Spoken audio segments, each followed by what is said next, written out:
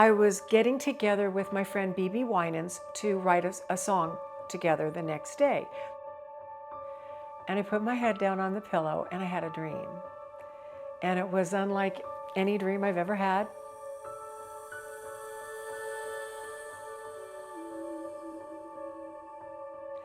I was running through a field of green that was blindingly green.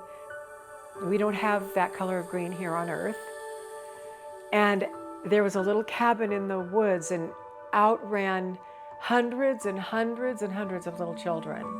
And they were playing in the field, and I was walking among them. They were dancing and singing and just having the best time. That sound that you hear when you go past a playground where all the kids are playing, that's what I could hear.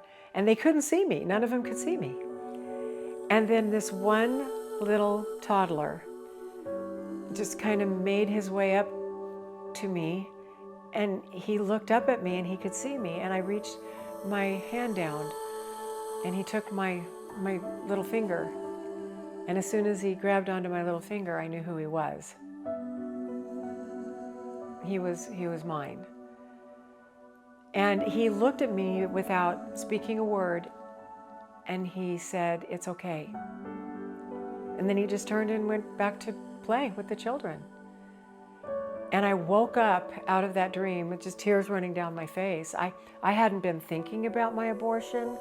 It hadn't been on my mind, but it was as if God wanted to unearth that for His glory, for His purposes in my life, and to restore it, and then to use me to help other women and men.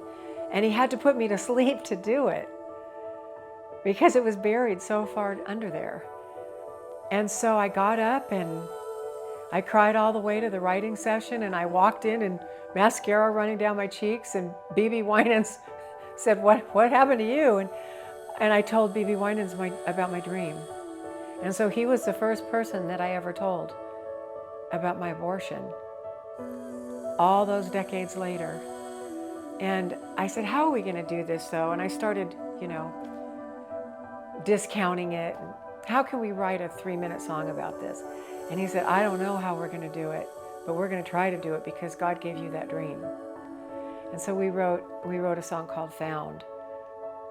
And I've been able to sing it to hundreds and really thousands of men and women to comfort and give other people sort of a portal to look through so that they can find healing as well.